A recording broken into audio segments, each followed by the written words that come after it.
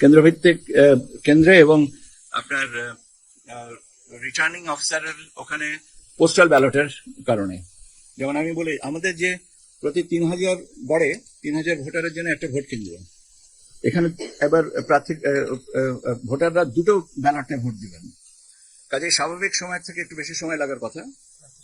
এবং দ্বিতীয়ত হচ্ছে আপনার প্রার্থীর সংখ্যাও বেশি, ভোটারের কে দুটো করে ব্যালট পেপার আপনার সামাল দিতে হবে, কাজে গণনাতে স্বাভাবিকের সময়ের থেকে একটু বেশি সময় লাগতে পারে।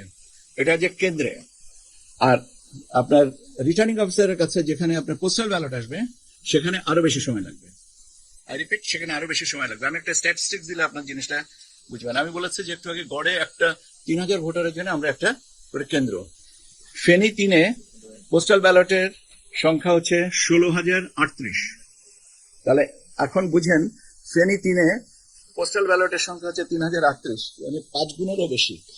এখন আমাদের সেইটা আমরা চেষ্টা করছি, মানে একটা এখন আমাদের বিবেচনায় নিতে হচ্ছে যে আপনার কত আপনার গণনাকারী দিলে এই জিনিসটা দ্রুততম সময়ের ভিতরে আমরা করতে পারি।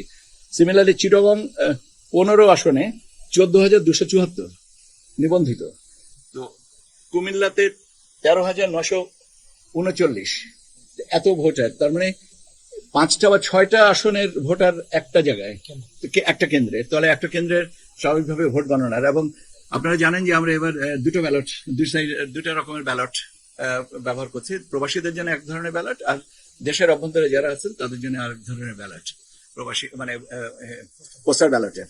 এর সাথে গণভোট সব মিলিয়ে একটু সময় বেশি লাগবে গণনার ক্ষেত্রে। তো এই জিনিসটা আমাদের সবাইকে একটু বিবেচনায় রাখতে হবে যে সেন্টারের গণনা আগে হয়ে যাবে, কিন্তু আপনার কেন্দ্রের আপনার রিটার্নিং অফিসারের কাছে যে কেন্দ্রটা, ওইটার গণনায় সময় লাগবে। আর একজন রিটার্নিং অফিসারের কাছে যদি একাধিক কনস্টিটিউয়েন্সি থেকে থাকে তাহলে আরো একটু বেশি সময় লাগবে। সেটা ব্যাপার হচ্ছে যে সংখ্যাগত হিসাবটা আমি আপনাকে সংখ্যাটাও বললাম। এখন এটা নির্ভর করছে যে কত ভোট ফেরত আসবে সেটার উপরে, কিন্তু যতগুলো ইনভলভ আসবে সেটার পুরো সবগুলো নিয়ে তো খুলতে হবে। কাজে এটা আগাম, এটা বলা খুব ডিফিকাল্ট।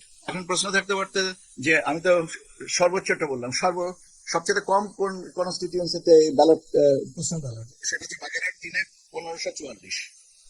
তার মানে মাত্রাটা দেখেন, আপনার ফেনী 3-এ হচ্ছে 16,038, আর বাগেরহাট 3-এ হচ্ছে 1544। তার মানে 1544-এর গণনা অনেক আগেই হয়ে যাবে, আর ওইটাকে সময় লাগবে। এই জিনিসটা কিন্তু আমাদেরকে একটু মনে রাখার দরকার। বিএনসিসির কথা বলেছে যে বিএনসিসি প্রায় 16,000 অধিক ভলেন্টিয়ার হিসেবে কাজ করবেন।